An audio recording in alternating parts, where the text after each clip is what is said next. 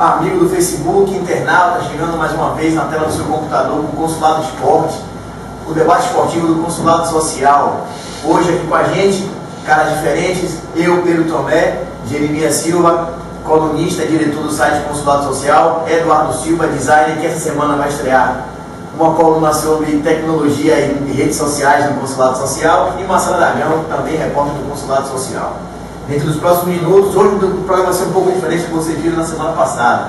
A gente vai dividir o programa em dois blocos. Primeiro a gente vai discutir a Copa América, que é o assunto do momento, Campeonato Brasileiro, alguns casos de doping, a gente também vai discutir, aproveitando o caso Cielo, que está em pauta, e é claro, do Clube Avil. Vitória joga daqui a pouquinho, às 9 horas da noite, lá no Serra Dourada contra o Goiás, e a gente vai debater, vai discutir, vai dar palpite, todo mundo tem uma opinião para dar sobre tudo. Então vamos começar, primeiro atualizando, primeiro eu queria falar sobre o Jogo do Brasil, que acho que está mais em voga, está mais em pauta, todo mundo assistiu o Jogo do Brasil quarta-feira. Queria que começasse, Eduardo, que está novo na nossa bancada, hoje é o primeiro dia, desse sua opinião. O que você achou do Jogo do Brasil? Acho que o Brasil jogou melhor, realmente foi melhor do que os outros jogos, Ganso apareceu, deu uns lampejos, Neymar conseguiu fazer gol, o Pato também se encantou. O que você achou do jogo? Bom, primeiramente, boa noite aos nossos leitores, amigos internautas. Bom, o Brasil, para mim, continua bem abaixo da média. Um time, uma seleção que ainda não mostrou para que veio. Apesar do Neymar ter conseguido dar mais alguns chutes a gol, porque até então ele tinha dado apenas 2 chutes a gol, a seleção foi um pouco mais objetiva, criou um pouco mais de oportunidades. A defesa, que sempre foi um ponto forte da seleção, é um ponto fraco. O ataque não encaixou ainda como deveria. E o Ganso, para mim, tem sido o principal jogador do time. Apesar de ter sido substituído pelo Mano na última partida sem entender qual foi o motivo. Então eu acho que está começando a criar corpo. Está começando a criar cara de seleção. Não sei se vai ter tempo dentro da competição para formar esse time. Próxima batalha contra o Paraguai é jogo duro. E vamos esperar. O Brasil enfrenta o Paraguai no domingo. O Paraguai que deu uma canseira boa no Brasil no primeiro jogo no segundo jogo do Brasil na Copa América. Se tem um palpite já formado para Brasil e Paraguai, acha que o Brasil, jogando futebol que jogou na quarta-feira, já é o suficiente para passar pelo Paraguai? Boa noite a todos. Rapaz, vou ser sincero, o Brasil, pelo que vem mostrando ao longo dessa competição, ainda não, como o amigo aqui Eduardo falou, não mostrou para que veio. Primeiro que, a começar pelo técnico. Um técnico que traz os jogadores da Copa foi um fiasco. Jabina não tem crédito nenhum. Trazer Maicon, Luz, jogadores já passados, na minha opinião, do futebol. Ele poderia investir em inovar com jogadores bons aí no campo do Brasil, jogadores novos. Então creio eu que o Brasil vai tomar um sufoco do Paraguai, até porque o Paraguai demonstrou um bom futebol na Copa do Mundo do ano passado, vem com o time praticamente a base da Copa do Mundo. Então eu creio que o Brasil vai tomar um sufoco. Meu palpite para esse jogo é 2-1 Paraguai, felizmente. E você, Jimmy, o que você achou do jogo do Brasil? O futebol engrenou, vai passar pelo Paraguai com facilidade, vai passar pelo menos? Boa noite. A seleção para mim foi um fiasco mais uma vez, apesar da vitória. Dobrou meu palpite para o jogo, que era 2-1. Isso se valendo um pouco da atuação do lateral direito Maicon, que tomou a posição, na minha opinião, do baiano Daniel Alves. O Pato foi um jogador acima da média dos outros, que foi uma média baixa, por sinal. O Ganso se mostrou mais um dentro dessa baixa média da apresentação do time. O professor Mano Menezes continua com a sua saga de tentar mostrar para a torcida de que ele é a melhor opção para comandar a seleção brasileira. Enquanto isso, o Muricy está esperando o seu carro vagar, Mano. O que acontece é que a seleção está repleta de craques, entre aspas, pensando na Europa. Você vê Neymar mesmo aí nas voltas, com contratação por esse time. O jornal da Europa, da França diz isso, o jornal da Espanha diz aquilo, e o seu cabelo continua o mesmo. O futebol não repete as apresentações do Santos, até porque os zagueiros que ele tem enfrentado não são os mesmos.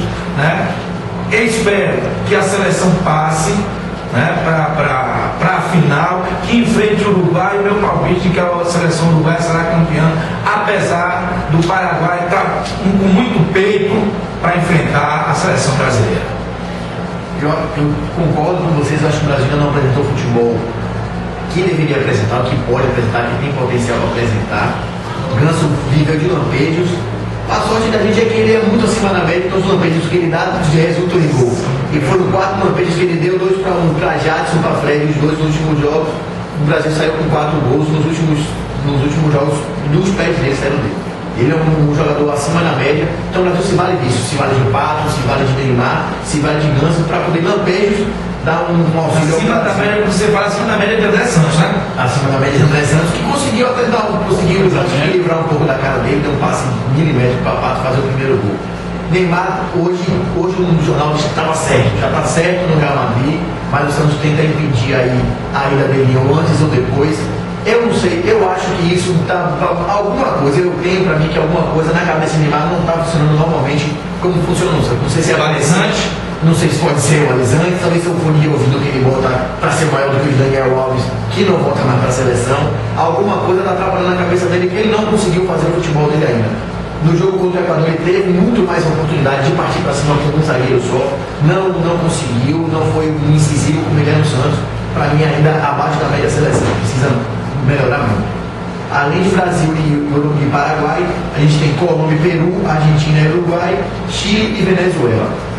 Acredito também que o Uruguai é franco favorito. Para mim passa pela Argentina no sábado. Para mim passa, o time do Uruguai é muito bem coeso, muito bem arrumadinho. Do meio para frente, principalmente, joga com muita facilidade. Tem centroavantes muito bons. O Forlan é um jogador que se movimenta bastante.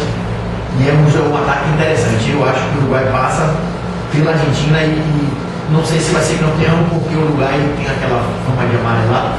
Antigamente nas Olimpíadas em 50 eles não amarelaram, mas na diante o Paraguai não conseguiu. O futebol uruguai não conseguiu. O Botafogo das Américas? O Botafogo das Américas, talvez. Tem o Louco Abreu, talvez seja uma analogia correta. Não sei vocês acreditam a mesma coisa, a gente não vai dar Uruguai, tem um palpite para os outros jogos. O Uruguai da Uruguai. E lembra que nós achamos que tem um futebol no momento melhor que o Brasil, creio que o Uruguai até para cima da Argentina. Bom, para mim essa Copa América é uma decepção no contexto geral, né?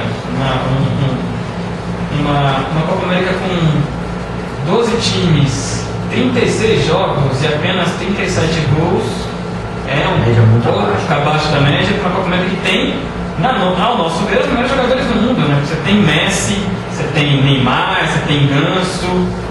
Com relação ao jogo de amanhã entre Argentina e Uruguai, eu não vou. Eu posso dizer, não vou fazer o palpite, não vou ficar em cima do muro, mas também não vou concordar com a opinião dos companheiros aqui do consulado. Eu acredito que é um jogo difícil. A Argentina contra o Sub-22 da Costa Rica não fez esse jogo gigante que todo mundo divulgou aí depois, mas é um time perigoso. Já veio com uma modificação no ataque que, a meu ver, foi interessante. É um time que joga com Messi, Higuaín, Agüero e Di Maria, certo? Então, eu acredito que pode dar a Argentina sim. Infelizmente, não dá para contar um favorito como campeão, porque todos estão abaixo da média. Vocês que são mais ligados às estatísticas, como você mesmo falou, o time... Não sei se você tem essa informação, mas o time que fez mais gols nessa Copa América. Ou um dos que fizeram mais gols. A Venezuela.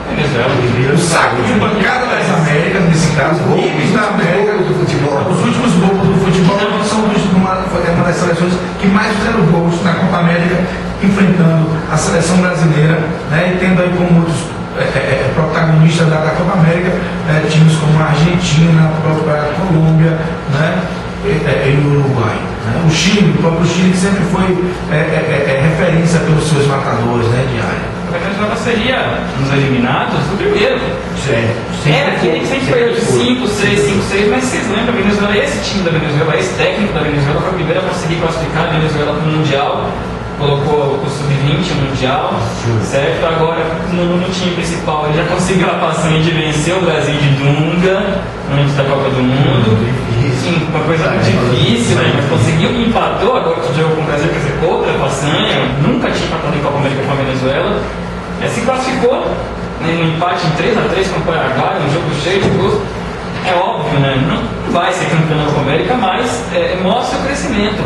E vale ressaltar também o crescimento do Uruguai, né? Dos times uruguaios e da seleção uruguaia. O Sub-20 do Uruguai foi vice-campeão mundial, a seleção foi quarta colocada na última Copa do Mundo, e teve o time Peñarol vice-campeão da Libertadores. Então, se credencia também. Não sei se como campeão, mas credencia. Adoraria ver o louco Abreu dando uma cavadinha contra a gente. A produção acabou de avisar, a gente está ao vivo no Twitter, a câmerazinha está ali. Quem quiser mandar seu recado, perguntas ao vivo, criticando, consulado CUO, social, @consulado social, estamos ao vivo também na criticando. Mais alguma coisa sobre o problema? Quer dar mais algum palpite com outros jogos? Mais alguma corrida para soltar? A gente teve na pauta hoje para falar sobre os casos de doping. Vamos falar rapidinho, porque teve o caso de Cielo, já viajou essa semana para lá, talvez seja julgado, para a gente entrar no assunto do Campeonato Brasileiro. Vocês acreditam na inocência de Cielo? Você acha que realmente foi uma contaminação? Foi algum caso, foi premeditado, faltou atenção a ele? O que é que vocês acham do caso de Cielo? Rapaz, é um absurdo que casos de doping voltem a acontecer no Brasil, né? Temos aí diversos atletas da natação, do vôlei de praia. E no pelo sobre também, teve a semana foi esteroide, mais sério do que o de. Exatamente. Não sei o que leva esses atletas, os técnicos, eles andam com médico, tem acompanhamento, não sei o que leva a esses usarem essas substâncias que sabem como prejudicar. Se ela mesmo, na minha opinião, ele vai ser banido do esporte. Eu corroboro com a sua opinião. Eu acho inadmissível, para mim inadmissível. Ainda mais com as tecnologias hoje, você achar um atleta dopado é o fim da vida. No caso do esteroide, no caso do Cielo, eu acho até, eu tenho uma opinião de que talvez realmente tenha sido um equívoco, aconteceu, porque ele já tinha resultados expressivos, mesmo antes de acontecer caso de doping, já teria sido na Olimpíada, que ele foi absurdamente acima da média de todos os outros, mesmo se as condições de treinamento que os outros não tinham, apesar de estar nos Estados Unidos. Eu acho que o Cielo não tem se tem tanta culpa assim. O caso de Pedro Souza é um pouco mais sério, é esteroide, eu acho que ele vai ter uma punição mais severa, inclusive ele já veio embora, nem participou da etapa do Mundial. O Pedro Souza é tanto assim como o Rebeca Guzmão. O Rebeca Guzmão foi banido da natação por conta de sucessivos dopings e mudou o corpo completamente, virou um alterofilista, né? E o caso Rebeca remete a gente de jogos muito próximos daqui em Salvador. Eu sempre tive uma opinião formada em relação ao doping entre atletas profissionais. Um atleta, ele é, para qualquer um de nós, um exemplo de cuidado com o próprio corpo. Até porque o corpo dele é a ferramenta de trabalho, é quase que uma máquina. É como você colocar uma memória que não é compatível com o computador. Então, o que ele faz é isso. Ou seja, os atletas têm um acompanhamento médico, os atletas têm fisiologistas, nutricionistas, né? Tem todo um aparato, toda uma equipe de profissionais para isso. Aí eu lembro até também do caso do goleiro René, do Bahia, que até atrás jogava no Bahia. Poxa, mas foi um remédio que minha esposa me deu, tá? A gente teve toda a questão emocional da situação, toda a boa vontade da esposa dele, mas liga pro doutor para saber. Posso tomar, doutor? Vai comprometer? Não vai? Porque ele não é um de nós aqui que se tomar um remédio, tá tudo bom, tá tudo certinho, não vou trabalhar amanhã, tá tudo bonitinho. Mas não, ele é um atleta profissional, ele vai comprometer a sua equipe, o seu time, vai comprometer, no caso de esportes individuais, como é o caso principalmente da natação. A natação hoje tem todo um aparato tecnológico para que os atletas obtenham melhores resultados utilizando a sua máquina corporal. São novos equipamentos, novas vestimentas, novas modalidades de treinamento. Então, por que o doping? Você disse muito bem, se ela alcançou os melhores resultados em Olimpíadas que tem sistemas de triagem relacionados ao doping assim, quase que infalíveis. Para que precisava isso? Para disputar por aqui, para treinar, por exemplo? Para disputar um torneio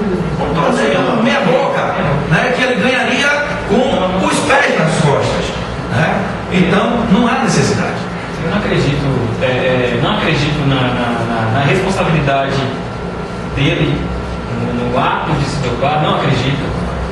Se não me engano, não foi só ele, né, da natação, tiveram outros atletas também. No atletismo, a gente sempre vê casos de no mesmo caso, tiveram outros atletas que tiveram também o mesmo problema. Sim, mas 5 atletas. Então, eu não acredito que o Cielo tenha premeditado. Ele não tem necessidade para isso. Acho que foi o meu código, o treinador? Não. O caso dele, ele justificou como contaminação da bancada de fazer os suplementos que ele toma há muitos anos. Pois é, por exemplo, se você se lembra, o Romário foi punido por doping, por causa de um remédio capilar. Ele estava perdendo os cabelos e tomou um remédio para não perder os cabelos. Ele foi punido. Eu creio que no caso do Cielo, como existe todo esse respeito ao atleta, certo? E existem provas de que o atleta disputou competições em alto nível sem utilizar nenhum tipo de substância nociva, eu não acredito na punição, certo? E se ela vier, ela não virá em grande escala, né? Como foi a da Rebeca, ou como foi a do Jobson, ou como foi a de outros atletas. O Jobson, na verdade, ele foi pego por utilização de substância entorpecente. Eu acho que não foi a melhoria de rendimento. A de Jobson vai um pouquinho mais além, porque além de ter sido o flagrante que ele usou droga, eu acho que é muito pior, porque ele não foi punido à altura.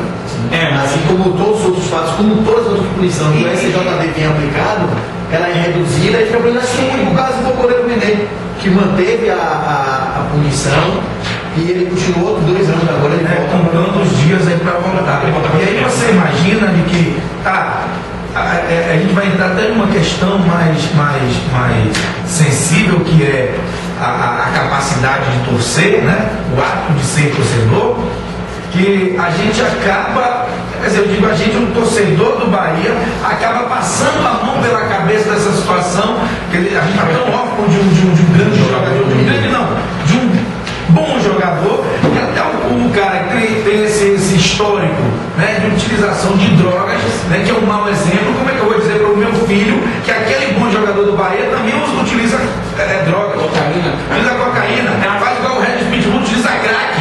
Quer dizer, esse é o exemplo que eu voto nisso. Esse é o exemplo que eu vou dizer, o atleta, por exemplo, mire-se nele. Né? Eu não posso fazer isso. Eu acho que o esporte não admite isso. Corroboro em gênero legal, sua opinião. Eu acho que o esporte, principalmente o jogador que tem um talento como o Jobson tem. Tanto é que o Jobson foi ídolo do Botafogo, ficou pouco tempo com o Atlético, não teve tempo, mas aposto que seria também. Já é ídolo do Bahia, então você não pode colocar uma pessoa que não pode ser exemplo para o seu filho, para as crianças, para torcedores, para quem quer que seja. Não pode. Pelo fato da gente ser torcedor do Bahia, a gente não quer que ele seja comigo, mas aposto, se ele tivesse outro time, a gente mata seu lado, você a gente está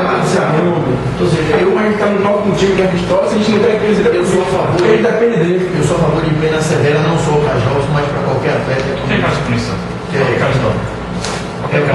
Para mim o certo seria. Vocês se lembram no passado o caso de Ávila e Rodrigo Grau que injetavam quase se prejudica. Se ele chegasse a lidasse por mais que um avião, ele não era cortado. Eu acho que tem que ter muito cuidado, tem que ser severo com as punições para poder.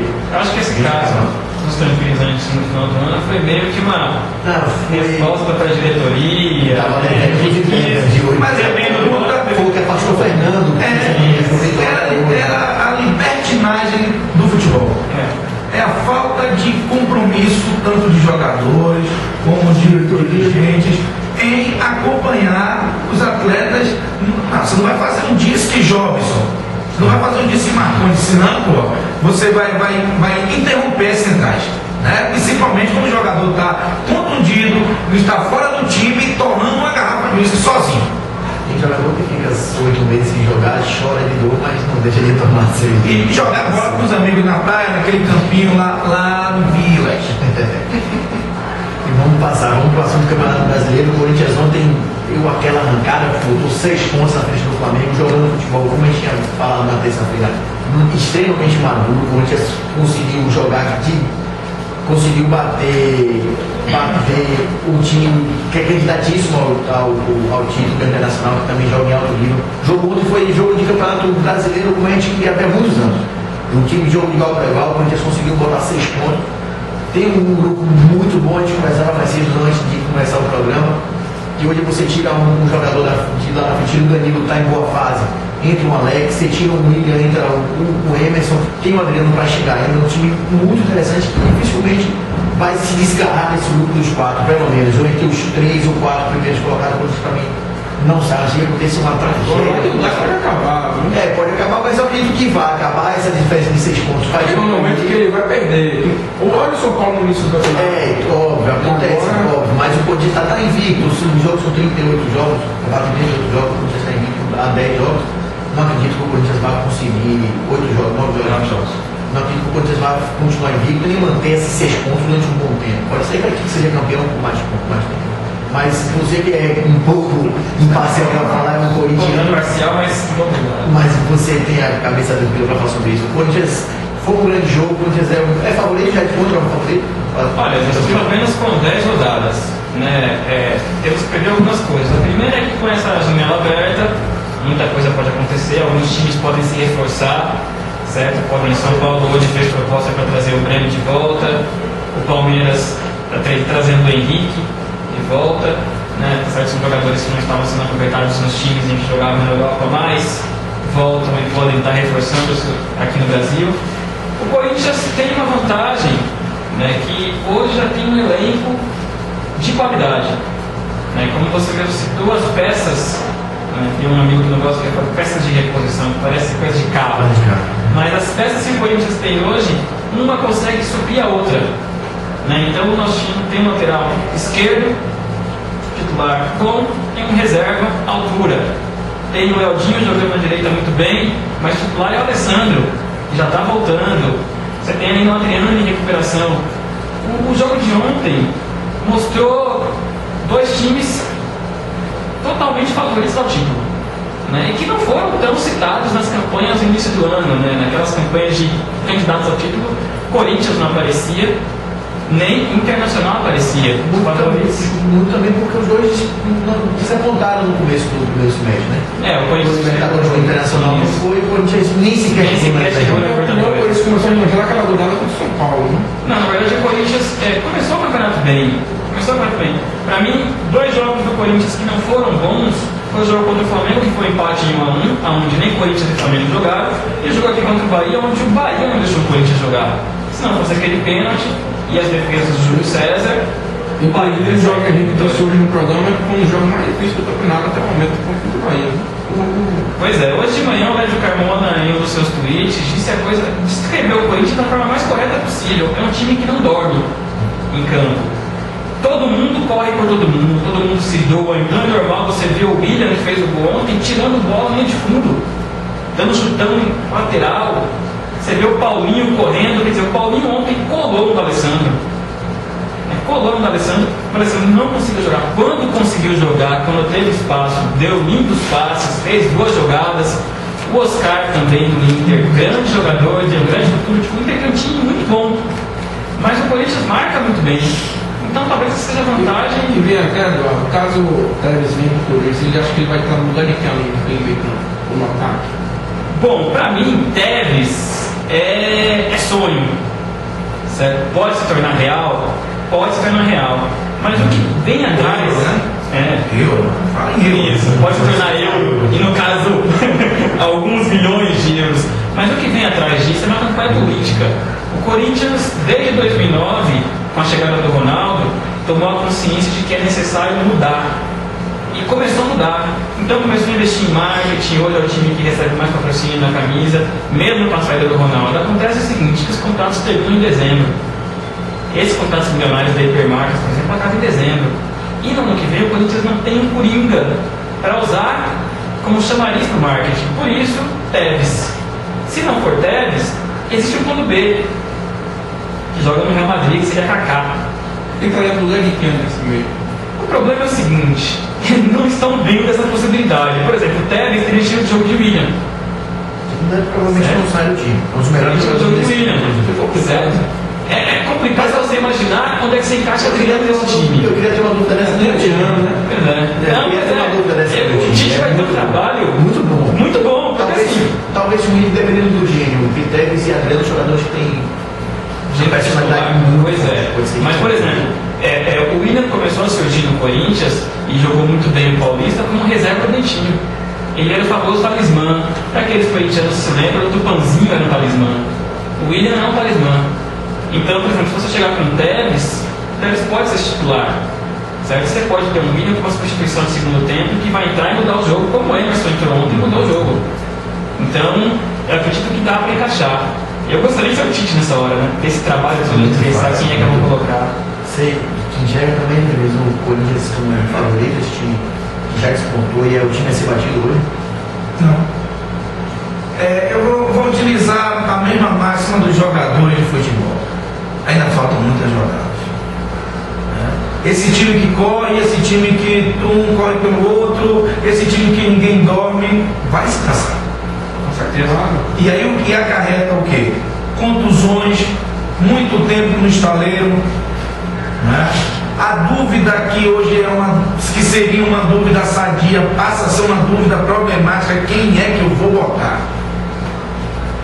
E aí você perde em qualidade, porque hoje você pode tirar Danilo e colocar Alex. E no dia que Danilo tiver suspenso, Alex contundido, e aí? Vai colocar quem? Chama lá no terrão o menino da base. Não vai dar certo. Não tem mais como contratar. E enquanto isso, times outros que ainda estão em ebulição acabam por formar conjunto e despontarem no campeonato. Principalmente na competição de pontos corridos, que o pessoal usa muito o termo do cavalo paraguaio. Eu não quero utilizar esse termo com o Corinthians, porque um elenco como esse você não pode utilizar esse termo. Agora, o Corinthians conseguiu, por exemplo, na partida de ontem ressurgir.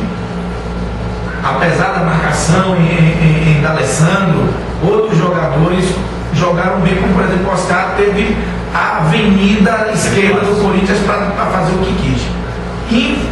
Infelizmente para a torcida corintiana, um desvio não intencional do Leandro Castan fez com que o Corinthians não perdesse também por 1-0. Porque se o Corinthians toma aquele gol do Damião, Leandro Damião, não ia achar mais espaço também para jogar na área do time do Inter. E ontem foi um exemplo disso. O Lies não esteve bem na partida. Saiu machucado. O Mel William fazer as vezes de Lies. Como ele tem feito nas últimas partidas, ele já tem, se não me engano, 4 jogos sem marcar gols. E aí? Liedson chegou, foi a grande sensação, né? Um jogador que saiu daqui de Valença, enfrentou o Bahia por várias vezes, hoje é naturalizado português, joga pela seleção portuguesa, joga no Corinthians e, como sempre, a gente contratando aqui Júnior Pipoca. Então, assim, e se fosse Liedson e o reserva imediato de Liedson não funcionar? Liedson passou 4 rodadas. E se fosse somente Liedson a grande referência do ataque? Não ia ter gol. Era 0-0 perder. Então, eu acho muito prematuro dizer que o Corinthians é o imbatível do campeonato, né? Que outras equipes vão se arrumar. Pode parecer até insano, mas eu estou gostando do estilo de jogo do time do Vasco, né? É um time sem muitas... Tem estrelas de renome, mas não com a mesma capacidade que estavam, né, há anos atrás.